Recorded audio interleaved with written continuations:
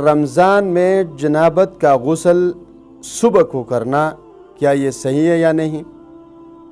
یعنی رمضان میں غسل جنابت صبح کو کرنے سے روزے میں تو کچھ نقصان نہیں آتا؟ تو جواب یہ ہے میرے بھائی، اس سے روزہ میں کچھ خلل اور خرابی لازم نہیں آتی، جائز ہے۔ دوسرا سوال ہے روزہ میں رومال بھگو کر سر پر ڈالنا۔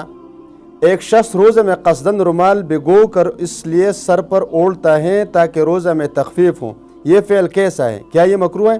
جواب میرے بھائی، ابو داؤد شریف کی روایت کے مطابق اور رد المختار کی عبارت سے معلوم ہوتا ہے کہ صحیح مفتابی قول یہی ہے کہ ایسا کرنا مکروہ نہیں ہے، یعنی ڈال سکتا ہے۔ اچھا جی، ایک اور بھائی کا سوال، روزے میں تر کپڑا پہننا اور 3-4 مرتبہ غسل کرنا جائز ہے یا نہیں؟ اس سے روزے میں کچھ فرق آتا ہے یا نہیں؟ جواب اس سے روزہ میں کچھ فرق نہیں آتا۔